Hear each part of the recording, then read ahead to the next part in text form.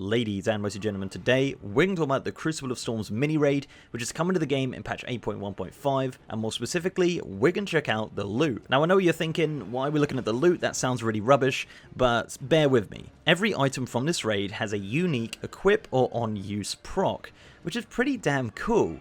So in this video, we're going to look at all the items from the 2-boss raid, and I'm going to show you some of the effects as well, and kind of give you a lowdown on what they actually do. So the item level for this raid is exactly the same as the Battle for Azeroth lore, so Raid Finder is 370, Normal is 385, Heroic is 400, and Mythic is 415, so you're not going to get a item level upgrade from this raid, but the items, as I said, are pretty interesting.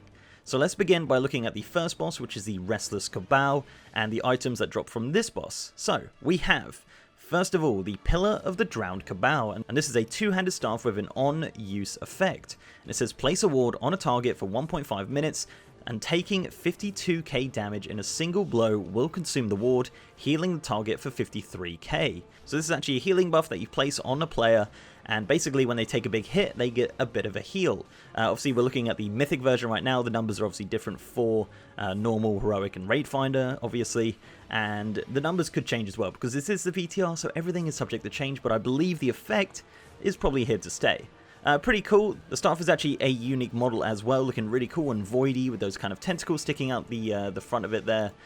Kind of gives me some Nazjatar vibes, which is going to be cool. So I think a lot of the items from Nazjatar will have this kind of appearance, and I think it looks really awesome actually. And that drops from the first boss, and that is actually only one of 2 weapons that drops in this raid, unfortunately. So the next item is some plate gloves known as the Abyssal Speaker's Gauntlets. This has a equip bonus, and it says your abilities have a low chance to grant you a shield absorbing 20,000 damage for 1.5 minutes. While this shield persists, you actually gain 247 haste, which is pretty good. The shield itself is not unique, it is just literally the same as like a priest shield, but pretty cool to have some haste there. Really good for a lot of plate wearing classes. The next item is the Fathom Dredgers. These are cloth gloves with an equip effect which says every 10,000 mana spent grants you a shield absorbing 1600 damage for 8 seconds, up to a maximum absorb of 16,000. Which is pretty cool. Again, I don't think it has a unique model, unfortunately, but yeah, it is always good to have a shield. Next up are some leather hands with a on use, and this says tether yourself up to 5 allies within 20 yards. After 5.9 seconds, you are healed for 20% of the health restored to the tethered allies, up to 64,000 total healing. So you basically use this when you're surrounded by players, and you get healed for 20% of the health that was restored to those 5 people. Pretty interesting and very unique, and it is an on use, and it has a 1.5 minute cooldown, so you can actually use that quite often. The next item is a mail waist, and it's called Insurgent Scouring Waist Wrap, say that 5 times fast, and as an equip, and it says slaying an apparition inspires 4 allies, granting 76 critical strike for 20 seconds. So it's basically like an AoE critical strike buff, which is pretty damn cool. Doesn't have a cooldown either, which is always good to have. I don't know what the chance of that proccing is, but it seems pretty awesome. Next is a plate belt known as the Mind Thief's Eldritch Clasp, and it has an equip which is falling below 25% health instantly restores 65k health. You then take 64k health over 10 seconds, and this effect can only occur once every 3 minutes. So you get like a 1,000 heal, just over 1,000 heal from, yeah, so you basically get healed for 1,000, then you take damage. So yeah, pretty interesting. I guess they could have just done it as an 1,000 heal, but yeah, I guess it is a ticking damage over the 10 seconds, so it could be interesting. This belt does also have one of the best looking effects of all the items, and it's this little void thing sucking on your head, and obviously this happens when you fall below 25% health and the proc happens. Yeah, that is really cool. I love the void effect there, and this is definitely a faction war expansion. Next is some mail legs known as Farthu's Flood Guards, I think that's how you pronounce it, and it has a equip bonus, which is while above 75% health, your attacks have a high chance to send a wave crashing down on your target, dealing 4,500 frost damage, and then while below 75% health, your attacks have a high chance to restore 6,000 health. That's kind of interesting. It has a different effect for when you're high health and a different effect for when you're at low health, which is actually pretty damn cool. Sadly, this item doesn't have much of a visual effect when these things happen, but I do like the interesting dynamic between having high health and the low health. Next up are some leather leggings known as the Leggings of the Aberrant Tide Sage, I think that's how it's pronounced. And it has an equip bonus which is while above 60% health, your damaging abilities have a low chance to bolt your target dealing 13k nature damage, and while you're below 60% health, your damaging abilities have a low chance to restore 20,000 health over 10 seconds. Much like the male legs, this one has different effects depending on your health. This one's 60% instead of 75%. It does say low chance, and the actual appearance of this attack is pretty much similar to a Shaman's Lightning Bolt attack. And yeah, I guess 20,000 health over 10 seconds is pretty good as well. So yeah, not bad legs for the leather users. And finally for this boss are the Zax, you know what, it doesn't even matter, Deep Striders. These are cloth boots, and as an equip bonus of your speed increases by 200 for every 20% health you are missing, up to 600 speed. So this is really cool. So the lower health you get, the faster you can run around. So I don't know if this will work in PvP. It could be quite interesting, especially for cloth users. It says 600 speed, which I'm not 100% what the conversion is to percentage, but yeah, that seems pretty fast to me. So that's a very interesting effect. I do like that quite a lot, especially for cloth users who, you know, get quite a lot of damage. You can sprint nice and fast out of an area of danger, and yeah, pretty cool.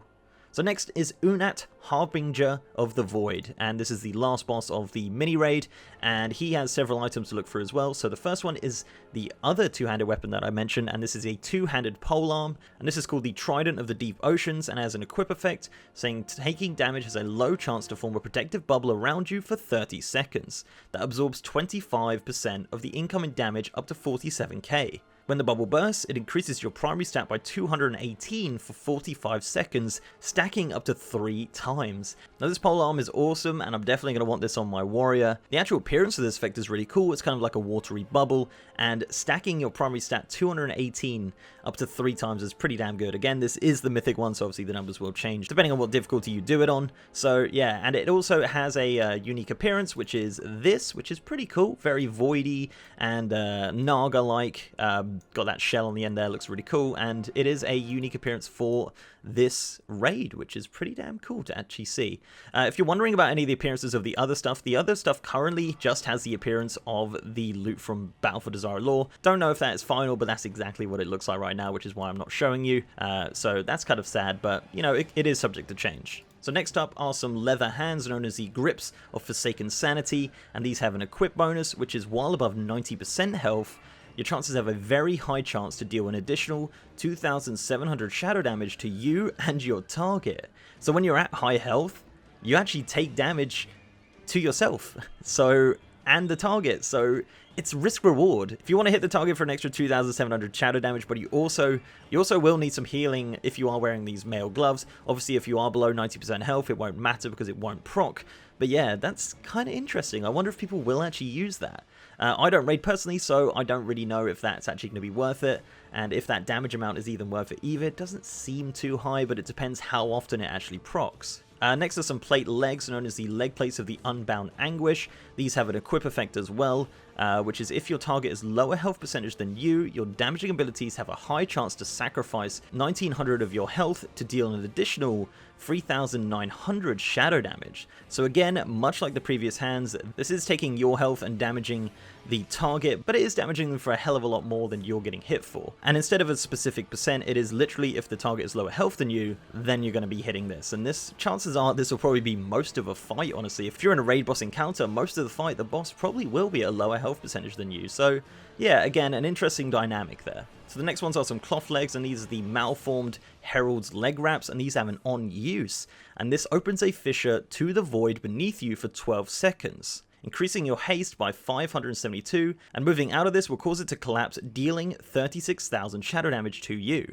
So the appearance of this is really cool. It's like this purple circle on the ground, and yeah, basically if you move out of it, you get a hell of a lot of damage done to you. But it is 12 seconds, so you got to time it right. If there is a mechanic where you have to run away or anything like that, then it's probably not a good time to use it. But if you are just kind of standing there, the area is quite big as well. It's not like really, really tiny. But yeah, so pretty cool actually. I kind of like these ones. So the next item are called Stormglide Steps. These are leather feet, and it has an equip bonus, which is your auto attacks grant untouchable for 15 seconds, stacking up to 15 times. And Untouchable grants you 14 critical strike, and taking any damage removes all the stacks of Untouchable. This does have a visual effect, which is kind of like a little swirly thing on the ground, which is kind of nice.